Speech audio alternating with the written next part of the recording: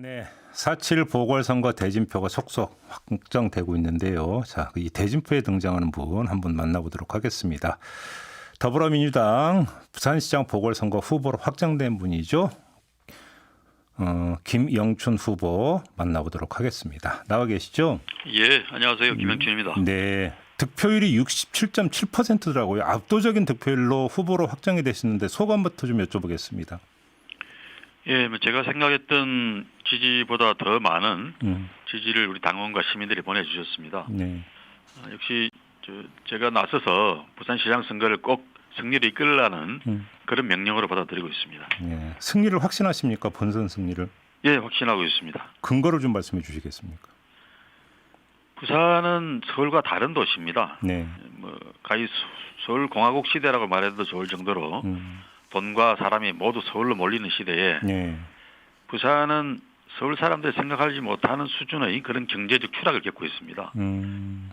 지금 현재 1인당 총생산이나 총소득 기준으로 보면은 네. 부산은 서울의 한 60%밖에 안 됩니다. 그 정도로 제1도시와 제2도시 격차가 크죠. 예. 그런 측면에서 부산 시민들은 부산이 이대로 가다가는 지역이 고사 소멸할 거다 이런 위기감이 큽니다. 그래서 이번 보궐선거에서는 부산시 경제를 살릴 경제시장을 뽑아야 된다. 네. 이런 열망이 강하세요. 그런 측면에서 저는 이번 보선에서 민주당 시장이 또 힘있는 그런 시장이 뽑혀야 부산 경제를 부활시킬 수 있다. 네. 그런 기대감이 시민들 사이에 충만해 있고요. 예. 그게 한 달 남은 선거에서 승패를 좌우할 거라고 생각합니다. 역시 그러면 그러니까 최고의 킬러 컨텐츠는 가덕 신공항 이렇게 봐야 되는 겁니까? 가덕 신공항 특별법이 이미 통과되었으니까 예. 이게 부산에서는 2030년에 세계 엑스포를 유치를 하겠다고 지금 나서 있는 상황인데요. 네. 그러자면 29년까지는 신공항을 완성을 해야 됩니다. 그래서 신공항의 조기 착공과 완공 네. 이 무엇보다 중요한 과제가 되는데요. 예. 그걸 야당 시장이 제대로 할 수 있겠냐. 역시 여당 시장 또 해수부 장관을 지내보고 경험과 인맥이 있는 김영춘이 해야 29년 완공이 가능하다. 그런 차원에서 저희를 제기하는 겁니다. 알겠습니다. 이제 물론 그 후보님께서는 이제 이 부산의 관점에서 이 신공항 문제를 접근을 하시겠지만 예. 지금 예를 들어서 일반 여론조사를 보면은 사실은 이거에 대한 어떤 일반 전체 국민의 여론은 그렇게 꼭 긍정적인 것 같지는 않고요. 또 그때 예타를 면제할 수 있다라는 어떤 이 특별법 내용에 대해서 비판의 목소리가 많이 나오던데 어떤 말씀 주시겠습니까? 우선 예타를 면제할 수 있다는 것은 꼭 이 법에 사실 안 담겨도 되는 내용입니다. 아, 그래요? 국가재정법에도 경제장관이 기획재정부 장관이 필요하다고 인정하면은 예타를 면제할 수 있는 조항이 있습니다. 예. 그래서 마치 가덕도 공항 때문에 이걸 특별히 다른 데 없는 그런 조항을 넣은 것처럼 이야기를 하는데 그건 아주 왜곡된 선전을 하는 거죠. 예. 또 더해서 지금 수도권 중심의 시각으로 보면은 무슨 지방에 큰 공항이 필요하냐 이런 논리로 자꾸 전국 언론들도 이야기를 많이 하는데요. 네. 부산, 경남, 울산 지역에서 보면 전혀 다른 시선이 있습니다. 지금 부울경만 하더라도 인구가 800만 명이고 네. 가덕도에서 1시간 이내 거리까지 치면 한 1,000만 경제의 인구권이 예. 가덕 신공항을 이용할 수 있습니다. 지금 김해 공항만 하더라도요. 현재 있는 지금 국내선과 가까운 동남아 노선만 운행하는 국제선을 운행하는데 활주로 한 번을 가지고 예. 연 수익이 영업이익이 1,000억 원이 넘게 납니다. 김포공항이나 제주도공항보다 더 많은 수익을 내는 공항이거든요. 네. 근데 포화 상태입니다. 이런 상황에서 가덕도에 국제선 한 번을 낸다는 것은 저희들로서는 가장 경제적인 그런 투자를 하는 것이다. 그런 차원에서 문제 제기를 하는 건데 네. 또 수도권 의원들은 국힘당 의원들이 주로 말씀합니다만은 무슨 고추 말리는 공항이다, 미역 말리는 공항이 될 거다. 전혀 번지수가 틀린 네. 그런 이야기를 하고 계시는 거거든요. 근데 지금 이건 워낙 전문적인 영역이기 때문에 깊게 들어가긴 뭐합니다만 지금 국토부 의견은 공항을 지을 거면 군사공항에다가 국내선 공항까지를 다 겸해야 되는 건데 지금 그게 엉터리 같은 이야기죠. 그게 어떤 점에서요? 인천공항에다가 김포공항을 다 옮기고 또 성남에 있는 서울공항 군사공항이지 않습니까? 예. 그것까지 다 옮겨서 28조 6천억 이렇게 계산한 거하고 똑같은 이야기입니다. 부산 시민들이나 부산시청, 경남도청 어디에서도 김해 군사공항을 가덕도로 옮겨야 된다. 김해에 있는 국내선까지 네. 가덕도로 다 옮겨야 된다. 이렇게 주장하는 사람 아무도 없어요. 알겠습니다. 이거는 아무도 주문하지 않은 일을 가지고 자기들이 마치 그렇게 비교를 해서 예산안을 28조 6천억 이렇게 국민들이 볼 때는 야 무슨 지방이 공항을 하나 짓는데 28조 원 이상을 돈을 들여 예.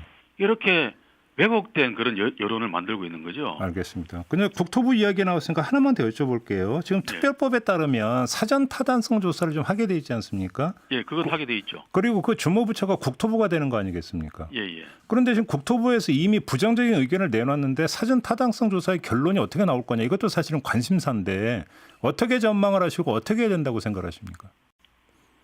국토부에서는 이미 특별법이 만들어지면 네. 그 법 취지대로 네. 따르겠다는 입장을 공표를 했고요.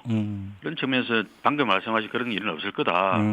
사전 타당성 조사는 사실 지난 한 10년, 15년 동안에 충분히 이루어져 왔습니다. 예. 과거에 이루어졌던 그런 조사들은 대구, 경북을 끼고 네. 위치를 그 중간에다가 두자는 차원에서 자꾸 조사를 하니까 밀양이 뭐 더 나오고 김해가 더 나오고 그랬던 건데요.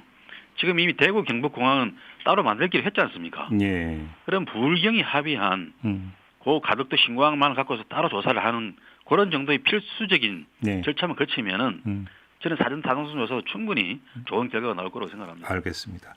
지금 그 오거돈 전 그 시장 일가의 가덕도 땅 투기 의혹이 제기가 되지 않았습니까? 예, 예. 국민의힘 부산 선대위에서는 그 어제죠. 이 진상 조사단을 구성을 했는데 이 문제 어떻게 풀어야 된다고 생각을 하십니까? 진상조사 해야죠, 당연히. 예. 근데 이제 부산 지리를 모르시는 분들은 오해하실 수 있는 부분이 하나 있는데, 네. 그 가덕도 입구에 녹산공단이라는 부산에서 가장 큰 공단이 있습니다. 국가공단입니다. 네네. 국가산업단지죠. 그래서 그 전 시장의 형제 가족들이 경영하는 개강회사가 그 공단 지역에 공장을 갖고 있는 겁니다. 쉽게 말해서. 예.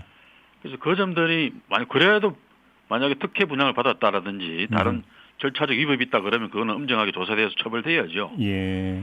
근데 지금 그 문제는 잘 좀 진상을 살펴볼 필요가 있다고 생각을 하고요. 그러면 이제 땅이 어디에 있느냐 이게 또 중요한 문제겠네요. 그러면. 그렇죠. 예. 그 공장은 현재 녹산공단 안에 있는 공장입니다. 네. 근데 이제 분명히 좀 지탄 받아야 될 거는 그 조카라는 사람이 예. 가덕도 안에 예. 개인이 한 450평인가 땅을 구입을 했다는 거죠. 예. 이거는 실제적인 그런 필요에 의한 구입이냐. 그렇고 볼 때는 제 상식으로도 잘 이해가 안 됩니다. 그러게요. 이건 일종의 뭐 투기적인 그런 그 목적으로 한 거 아니냐. 이런 의심도 듭니다, 충분히. 알겠습니다. 이런 부분들은 진상조사하고 네. 필요하면은 뭐 처벌할 거 있으면 처벌도 해야죠, 당연히. 알겠습니다. 지금 이제 맞상대가 국민의힘 후보로 이제 박형준 후보가 결정이 되지 않았습니까? 예. 맞상대로서 어떻게 평가하십니까?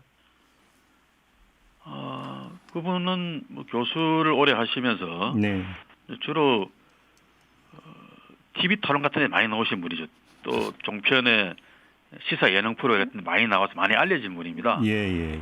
그런 데서 보셨듯이 아주 말씀을 잘하는 분이세요. 그런데 실제 큰 조직을 맡아서 이끌어 보거나 네.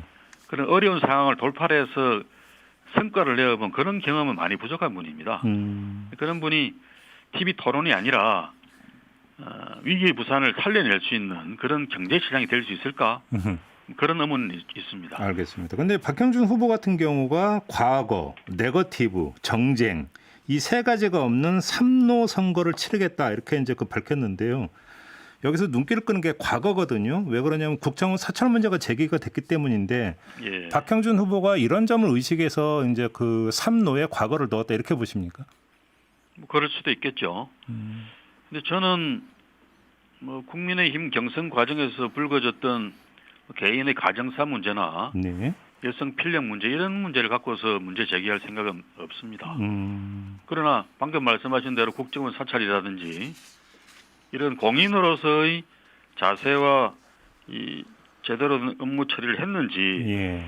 이런 문제를 검증하는 것은 지극히 당연한 거겠죠. 그래야 그야말로 공인인 부산시장을 얼마나 잘할 수 있는가를 측정할 수 있는 거울이 될 테니까요. 네. 그런 측면에서 그 공인으로서의 자질과 검증, 도덕성 검증 문제 이런 문제들은 충분히 이루어져야 된다고 생각합니다. 근데 국민의힘 쪽에서는 지금 그 국정원 사찰 문제가 이 타이밍에 불거진 것 자체가 박형준 후보를 노린 선거 공작 아니냐 이렇게 지금 보고 있지 않습니까? 그야말로 선거용 선전이죠. 그래요. 지금 이 불거지는 문제들이 어떻게 생긴 문제들입니까? 지금 민주당이 무슨 국정원 자료를 빼서 폭로하거나 그런 게 아니잖아요. 예. 이건 작년에 지금 현재 불거지고 있는 문제들 보면은 작년 11월 달에 대법원 판결로 그 사찰을 당했던 당사자가 문건을 공개 청구를 해서 네. 받아서 보도를 한 언론사에 주는 공개를 하는 그런 형태로 지금 일이 진행되고 있습니다. 네. 또 과거에 그 4대강 사건과 관련한 민간인 사찰도 마찬가지로 법원 판결에 의해서 그 당사자들이 정보 공개를 해서 네. 받은 문건들을 하나씩 공개하고 있는 거고요. 예. 이게 벌써 재작년, 작년부터 판결이 이루어지고 정보 공개가 이루어져서 하나하나 이제 나오고 있는 일들인데 네.